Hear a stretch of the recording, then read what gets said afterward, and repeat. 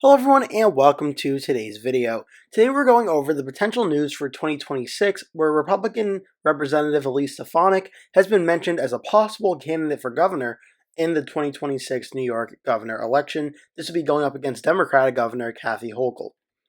So it's only been a few weeks since the White House withdrew U.S. Rep. Elise Stefanik's cabinet nomination, but the Republican is already eyeing opportunities beyond New York's 21st congressional district. Stefanik, who is 40 years old, didn't rule out a run for governor in an interview with the Times Union's Chris Churchill this week. She added fuel to the ensuing speculation in the days since. She declared that it's time to save New York during a 15-minute speech at a state GOP gala on Tuesday night, and said after the event that she was honored to have her name floated as a potential challenger to Governor Kathy Hochul.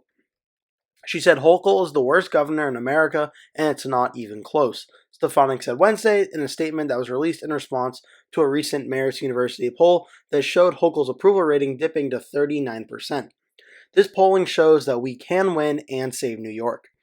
President Trump nominated Stefanik to serve as his ambassador to the United Nations, a role that ambitious political names have historically used as a step in road to higher office. Her confirmation was delayed for months, then called off altogether to protect the slim Republican majority in the House of Representatives.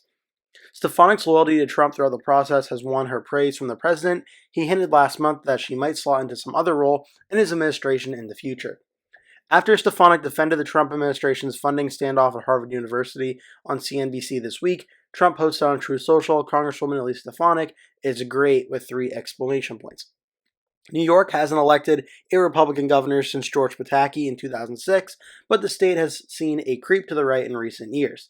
Kamala Harris had the worst performance of a Democratic nominee for president in the state since 1988, eking out only half of Joe Biden's 2020 margin of victory. Former U.S. Rep. Lee Zeldin outperformed expectations when he challenged Hochul in 2022, coming within 6 points of the governorship. He might have come even closer if he had been emboldened by a Republican in the White House, said Harvey Shantz, a longtime SUNY Plattsburgh political science professor. So with big implications for the 2026 New York governor election, that's where things begin here. The reason that I think this race could be very close is, as the article mentioned, Kathy Hochul's low approval ratings, which does show a hypothetical poll that could be a troubling sign for Hochul and the Democrats potentially in this race. Now, there are some other Democrats who expressed interest in running, like Jamal Bowman, the former U.S. Rep., and Richie Torres, U.S. Rep. From New York 15th District. Also, the Lieutenant Governor Antonio Delgado is also potential candidate as well, but Hochul has declared, and until she's unseated in a primary, I fully expect her to be the Democratic nominee. On the Republican side of things now, Carl Hyde Jr., a town supervisor for Bethany, has declared. 2 candidates have publicly expressed interest in Bruce Blakeman, Nassau County Executive, and Mike Lawler, the U.S. Rep. From New York's 17th Congressional District. His decision is expected by July of 2025. I've seen things go back and forth on him between him leaning towards running for governor or running for re-election in the U.S. House, so we're going to have to wait and see how that all plays out. But now Elise Stefanik is mentioned as a potential candidate to run for re-election. And I have a little bit of a scenario for how I think this could go in 2026 that I'll get towards the end of the video that may involve what Stefanik's plan could be. In the general election right now, Cook Political Report has the race listed as likely Democrat. Inside Elections has it listed as a battleground. For hypothetical polling, there's only been one poll done by Siena College back from the beginning of March, and it was only Lawler versus Blakeman. Lawler led 25-13 with 60% undecided. So there's certainly a lane for Stefanik to run and likely win the Republican primary, probably with ease, especially if she gets President Trump's endorsement. As for the general election, only one poll's been done between Hochul versus another Republican. That was Hochul versus Lawler, and Hochul led by about 8 points, 46-38, 10% voting others, 6% still undecided. There also has some polls of Kathy Hochul versus different candidates. This is where I think a lot of the Republican optimism comes from. The most recent poll from the beginning of March by Siena showed Hochul with 34% and a different candidate 56%, 10% undecided, which shows whether or not New York will elect a Republican as governor remains to be seen, but the appetite for another governor that's not Kathy Hochul certainly seems to be there. The question will be, however, does New York actually elect a Republican? Because when you look at the state of New York, We can look at the recent governor elections where in 2022, it was the closest governor's race in New York in a while. Kathy Hochul only defeated Republican Lee Zeldin by 6.5 points, 6.4% to be precise. And you could see throughout the state of New York a lot of red in the upstate part of New York, in the rural parts of New York as well. Even a lot of the margins surrounding Buffalo and such did get a lot redder. So this is probably the best Republicans have done in New York in a very, very long time. But still, even in 2022, which was a Republican wave year, it wasn't enough for the Republicans to ultimately win the governor's race in 2022. Before that, back in 2018, we did see Andrew Cuomo win re-election against the Republican candidate by 23.5%, so a safe Democratic win on that. And then back in 2014, Andrew Cuomo won re-election by 14 points or so, another likely Democratic win. And if you really want to go farther back, 2010, Cuomo won by about 29 points.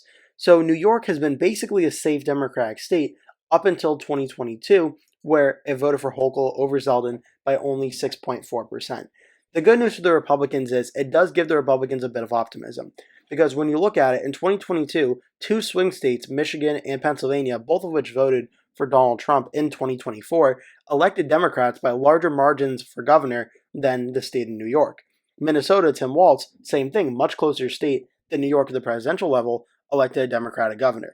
So maybe with Kathy Hochul's approval ratings being as poor as they are, according to the article, that maybe she's vulnerable to a Republican potentially winning in 2026.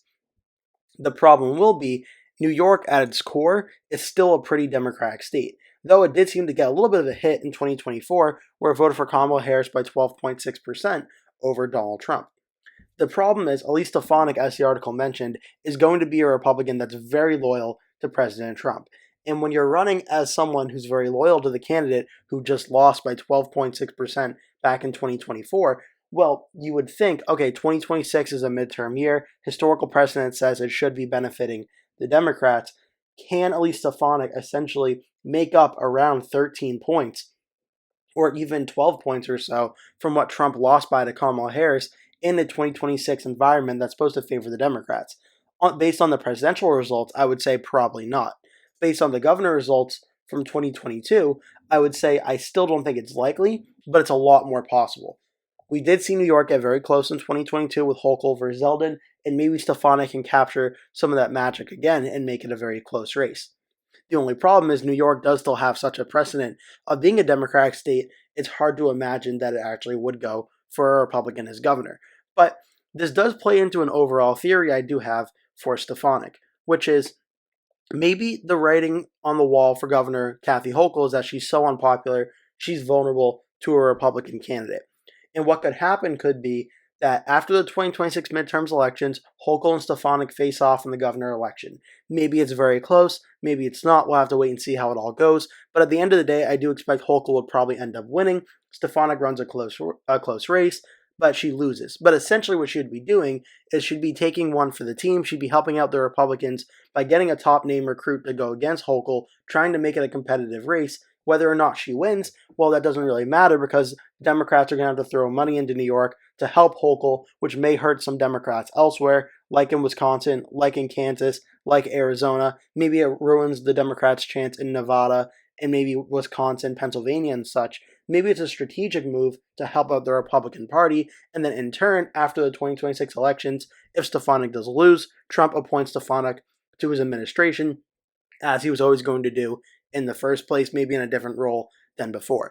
So as for the 2026 governor elections, that is kind of me galaxy braining it, but I have had New York listed as safe Democrat for the past few weeks now, in the past few months. I would probably start by saying I'm going to take it off safe Democrat, which is 15 points margin of victory or more, and I'm going to move it down to likely Democrat, which would be in between a 5-point Democratic win and a 15-point Democratic win. I just don't think New York is going to be a state that's going to flip to the Republicans, just mainly due to the fact that it will be 2026, a Democratic midterm favored year. Democrats are going to be motivated to get out and vote against the Republicans. And for New York to go for the Republicans, I feel like the Republicans need to have like an amazing night with a lot of factors going their way. And I just don't think it'll be enough for Stefanik to pull off a victory in New York. But I don't think it's going to be a blowout anymore either. I think Stefanik versus Hochul does show what a competitive election in New York could look like.